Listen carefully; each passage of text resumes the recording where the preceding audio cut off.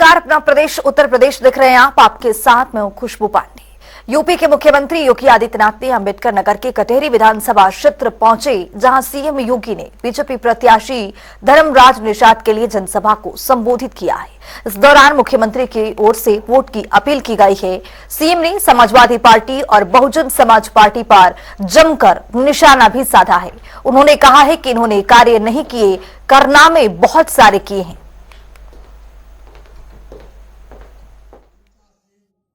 बहनों और भाइयों, एक समाजवादी पार्टी भी आपके सामने आई होगी।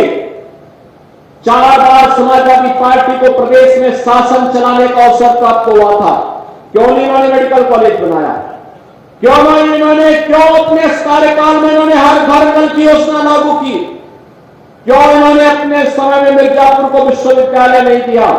और क्यों नहीं इन्होंने यहां पर मां विंध्यवासिनी कॉरिडोर के लिए कार्य ही आगे बढ़ाया? क्योंकि विकास उनके एजेंडे का हिस्सा नहीं था। वहां पे तो सबका साथ और परिवार के विकास के भाव के साथ ये समाजवादी पार्टी के लोग कार्य करते थे। या तो उसमें सेठाई परिवार का विकास हुआ, या प्रदेश के बड़े बड़े माफिया और दुर्दांत गुंडों का ही विकास हुआ। कौन नहीं जानता है भाजपा के विधायक श्री कृष्णानंद राय की हत्या करने वाला माफिया इसी समाजवादी पार्टी के गले का हार था। कौन नहीं जानता राजू पाल की निर्मम हत्या करने वाला दुर्दांत माफिया वह समाजवादी पार्टी और बहुजन समाजवादी पार्टी का ही गले का हार था। कौन नहीं जानता है इनके करतूतों को? इन्होंने कार्य नहीं किए, कारनामे किए। और यही कारण है कि उत्तर प्रदेश की जनता और उत्तर प्रदेश की बेटी और बहनें आज भी इस बात को कहती हैं कि समाजवादी पार्टी का जंगल राज की फिर कभी वापसी ना हो।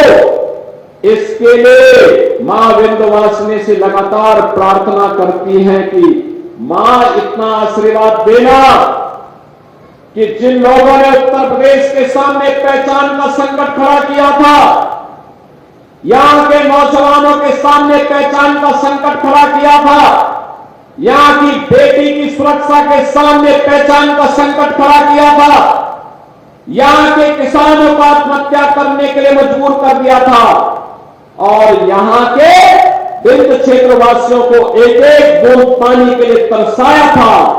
वह समाजवादी पार्टी दोबारा कभी भी सत्ता के दौर तक पहुंचने न पाए, इसके लिए यहां का एक एक माता और बहन लगातार मां विंध्यवासिनी से प्रार्थना करता है।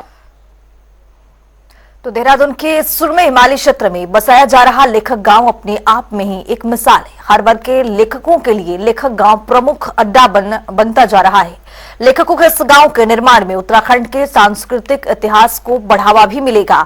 लेखक गांव से जुड़े पूरे मामले पर ज्यादा जानकारी देने के लिए हमारे संवाददाता ने उत्तराखंड के पूर्व मुख्यमंत्री रमेश पोखरियाल निशंक से खास बातचीत की है। क्या कुछ कहा, सुनिए जरा। उत्तराखंड में इस समय लेखक गांव बन रहा है, जो बहुत ही देश विदेश में चर्चा में है, और लगातार जो इसके लिए जो अपने प्रसिद्ध लेखक हैं, पुराने लेखक हैं, उनको जोड़ने के, उनके आवास के, उनकी बढ़िया लाखों पुस्तकों का प्रबंध किया जा रहा है। और ये काम पूर्व केंद्रीय मंत्री और पूर्व उत्तराखंड के मुख्यमंत्री रमेश पोखरियाल निशंक जी कर रहे हैं। मेरे साथ आज लखनऊ में मौजूद है, मैं उनसे जानूंगा कि क्या है सर ये पूरा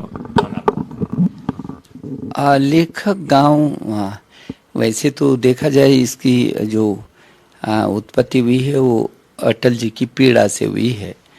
अटल जी के मन में बहुत दर्द था इस बात का, और उन्होंने कभी एक पुस्तक का लोकार्पण करते हुए उनकी आंखों में आंसू छलक आए थे कि देश में लेखकों का सम्मान नहीं है।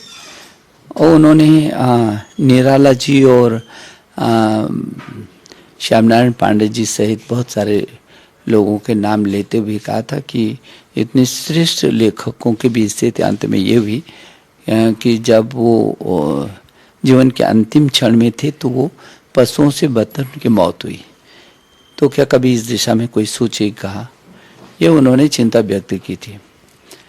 हमको लगा कि अटल जी की वो जो पीड़ा है उसको ज़रूर कुछ ज़मीन मिलनी चाहिए। और हमने छोटा सा प्रयास शुरू किया हमारे मित्रों ने देहरादून देवभूमि उत्तराखंड में एयरपोर्ट के बिल्कुल पास में एक छोटा सा लेखक गांव, जिसमें ऐसे कुटीर होंगी जो लेखकों की कुटीर होंगी। उनमें 2-3 प्रकार के लोग गतिविधियां कर पाएंगे। एक तो लेखक कुटीर में यदि ऐसा ईश्वर न करे कि ऐसी परिस्थिति किसी के सामने आए कि उन्होंने अपना पूरा जीवन लेखन को समर्पित किया हो और वो शिखर के लेखक होने के बाद भी वो दर दर भटकने को मजबूर होते हैं, तो ऐसे जो लेखक हैं उनको लगेगा उनका कोई नहीं है तो उनका लेखक गांव है। वो जीवन का अंतिम क्षण स्वाभिमान और सम्मानपूर्वक और वहाँ बिता सकेंगे, जी सकेंगे, ऐसी हमारी कोशिश होगी। दूसरा जो नवोदित लेखक है उनकी एक श्रृंखला हम तैयार कर सकते हैं। जो छात्र है, युवा है, को विज्ञान पर लिखना चाहते हैं, प्रकृति पर लिखें, संस्कृति पर लिखें, पर्यावरण पर लिखें, वो साहित्य के क्षेत्र में करें, कला के क्षेत्र में करें, संस्कृति के क्षेत्र में करें, तो ऐसी प्रतिभाएं उनको एक प्लेटफॉर्म देना, एक गंतव्य स्थान उनका हो जहां आकर के वो गतिविधियां कर सकेंगे और लगातार वहां पर कार्यशालाएं नवोदित लेखकों की हों, तो एक श्रृंखला होगी नए लेखकों की। मैं जब भारत का शिक्षा मंत्री था तब भी प्रधानमंत्री जी के प्रेरणा से हम लोगों ने नए लेखकों को जोड़ा था और मुझे खुशी है कि हजारों ऐसे आवेदन आए थे और जिसमें सैकड़ों जो युवा थे, छात्र थे, जो 30-25 वर्ष से कम के ऐसे युवा थे, उनकी हजारों की तादाद में एप्लीकेशन आई थी और जिसमें 300 से भी अधिक ऐसे लेखक तैयार हुए हैं जिनको भारत सरकार के द्वारा छात्रवृत्ति मिली और वो लिख रहे हैं। वो अब लगातार कई वर्षों तक वो योजना चलेगी और उनको लिखते हैं तो उसका जो प्रकाशन है वो NBT करता है, national book trust of India. तो मैं समझता हूँ ये जो नए लेखक हैं इनकी भी एक अच्छी श्रृंखला तैयार होनी चाहिए। उनके अंदर जो विचार है, जो बीज है, वो दबना नीचे उभरना चाहिए। और तीसरे प्रकार का ऐसे बहुत सारे लोग हैं, कोई राजनीतिक क्षेत्र में होगा, सामाजिक क्षेत्र में होगा, कोई प्रशासनिक क्षेत्र में होगा, औद्योगिक क्षेत्र में होगा, विभिन्न व्यवसायों में रहने वाले या कोई कर्मचारी होगा। तो विभिन्न स्थानों पर विभिन्न व्यवसायों में रहने वाले लोगों के मन के अंदर छटपटाहट होती है, कुछ लिखिए, क्योंकि वो तो ईश्वर का दिया कुछ गुण होता है जो अपने हृदय में दबा रहता है, उसको परिवेश नहीं मिलता। तो ऐसे लोगों को परिवेश मिले, वो लेखक गांव में आए, 1 सप्ताह वहाँ रुकें, 15 दिन रुकें, अपनी कृति को, अपनी कृतियों को, अपने किसी आलेख को वो अंतिम स्वरूप प्रदान करें वहाँ। और वो जो शब्द अंदर जो भावनाएं हैं, जो हिलोरें ले रही हैं, उसको शब्दों का रूप दे करके उसको अमृत तो दे सकते हैं, उसको आगे के लिए जिंदा रख सकते हैं। तो उन लोगों के लिए भी एक परिवेश वहाँ पर बनेगा। एक पुस्तकालय भी चाहते हैं कि पहले चरण में वो पुस्तकालय 1 लाख पुस्तकों से युक्त होगा, लेकिन सभी मित्रों का ये सुझाव आया कि आखिर हम लोग नालंदा की लगातार बात कर रहे हैं और नालंदा में लगभग 10 लाख पांडुलिपि थी जो जलाई गई, खत्म हो गई। तो स्वाभाविक कि आप पुस्तकों तो जला सकते हैं लेकिन ज्ञान को तो नहीं जला सकते। तो ये जो ज्ञान हमारा है तो उस ज्ञान को फिर हम संचित करके और उस पुस्तकालय के रूप में लगभग 10 लाख पुस्तकों का ऐसा एक नालंदा पुस्तकालय बनाने का उस लेखक गांव का मंतव्य होगा, उसका लक्ष्य होगा और उसी दिशा में काम कर रहे हैं। अभी लेखक अतिथि गृह भी एक बनाया है जिसमें जो लेखक हैं अतिथि, वैसे अतिथि गृह नहीं है, केवल लेखक अतिथि के लिए वो रहेगा। वो आए, कुछ समय रुकें, लिखें।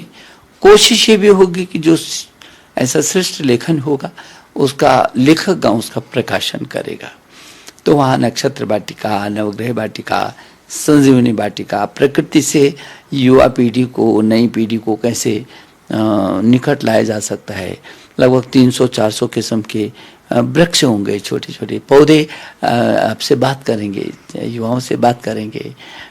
तो इस तरीके का परिवेश वहाँ लेखक गांव में बन रहा है। तो 3 दिन का भी उत्सव था, 25, 26, 27 अक्टूबर को, जिसमें पूरी दुनिया के 42 से अधिक देशों के लोग लगभग लगातार 3 दिन तक समानांतर 3-3, 4-4 सत्रों में 22 बिंदुओं पर लगातार चर्चा परिचर्चा हुई है। और रामनाथ कोविंद जी पूर्व राष्ट्रपति, उन्होंने उसका उद्घाटन किया था। वहाँ के मुख्यमंत्री, राज्यपाल सहित तमाम लोग उसमें थे। और समापन फिर भारत के पर्यटन और संस्कृति मंत्री गजेंद्र शेखावत जी ने उसका किया। मुझे इस बात की खुशी है कि उस लेखक गांव में सृजनकर्ता अपनी छटपटाहट जिनके अंदर है, वो सभी लोगों ने बहुत विमर्श किया है। और अब पूरे देश के अंदर, देश का वैसे भी पहला लेखक गांव वो बना है, तो वो सृजन का कैसे केंद्र हो सकता है हर दृष्टि से, वो ये कोशिश है। अभी 25 तारीख को, क्योंकि अटल जी का जन्मदिन है, और अटल जी के जन्मदिन पर वहाँ से एक अटल स्मृति व्याख्यान माला शुरू कर रहे हैं। वेंकैया नायडू जी 25 को आएंगे, उस व्याख्यान माला का शुभारंभ करेंगे।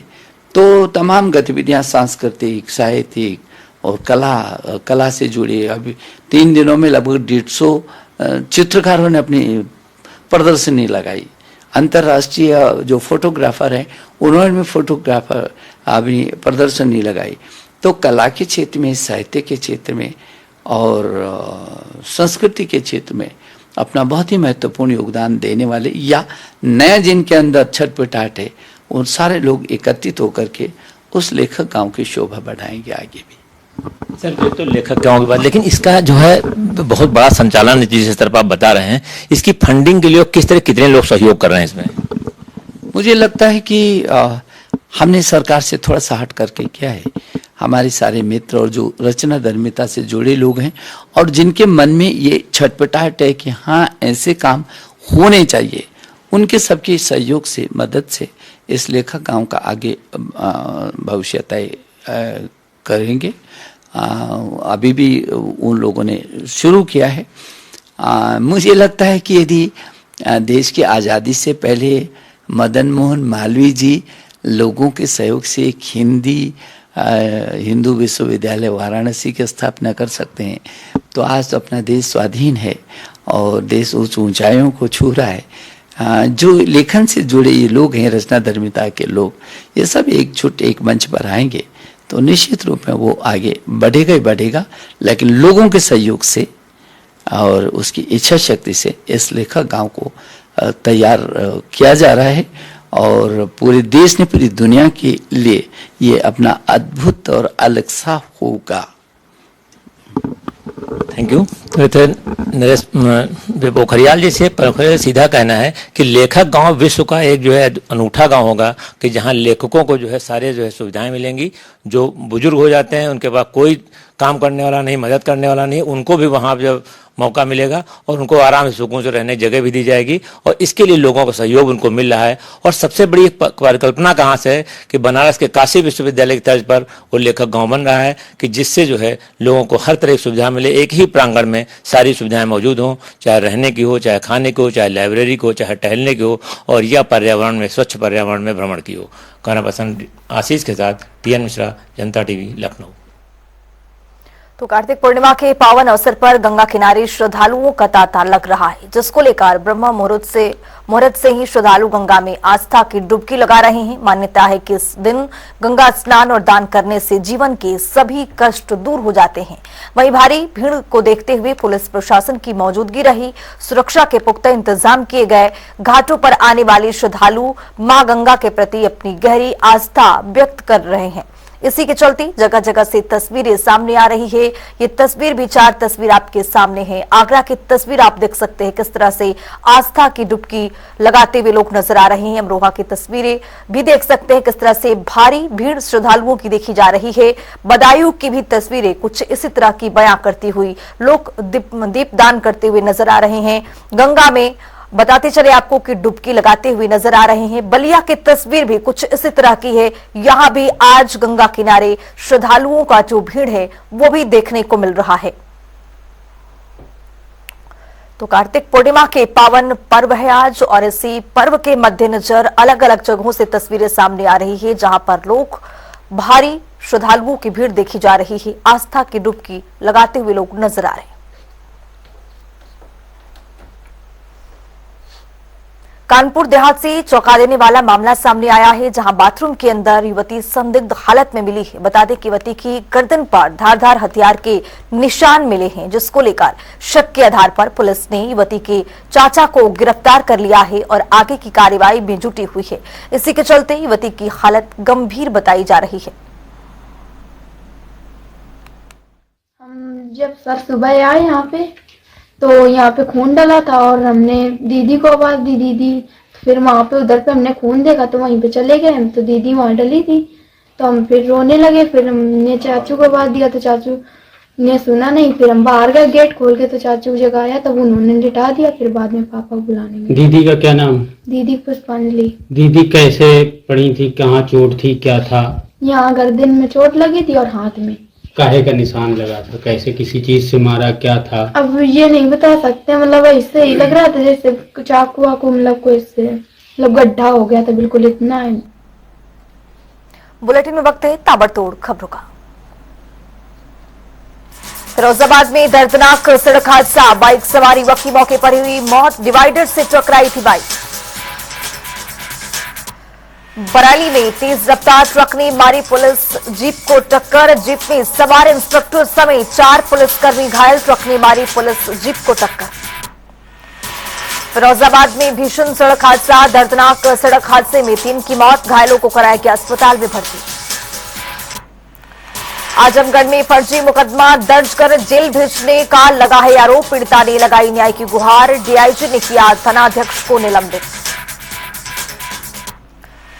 बदायूं में पति ने की पत्नी की चाकू से गोदकर हत्या, मामूली कहासुनी के चलते घटना को दिया गया अंजाम, महिला की हत्या से इलाके में मचा कोहराम। संत कबीर नगर में कार सवार चोरों ने पिकअप को बनाया निशाना, बेखौफ चोरों ने पुलिस को दी चुनौती, सीसीटीवी के आधार पर निगरानी की जा रही। औरैया में डीएम ने किया शिक्षा अधिकारी कार्यालय का औचक निरीक्षण, गंदगी और अव्यवस्था देख जिलाधिकारी ने जताई है नाराजगी। देवरिया में सवालों के घेरे में पुलिस प्रशासन, 1 सप्ताह में हुई 5 हत्याएं, दिन दहाड़े घर में घुसकर की हत्या। सहारनपुर में पुलिस के नामी बदमाशों के साथ मुठभेड़, जवाबी फायरिंग में 2 बदमाशों को लगी है गोली।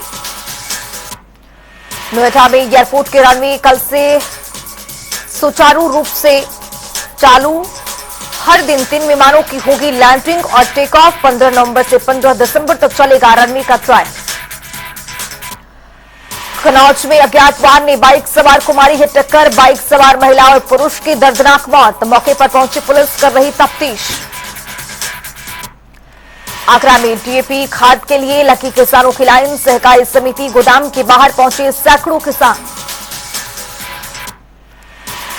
पीलीभीत में तेज रफ्तार का कहर, बस अनियंत्रित होकर खाई में जा गिरी, घायलों को अस्पताल में कराया गया भर्ती। अलीगढ़ में अधिवक्ताओं ने लगाया लंबा जाम, 15 दिन से जारी है प्रदर्शन, पुलिस मुर्दाबाद के लगाए गए नारे।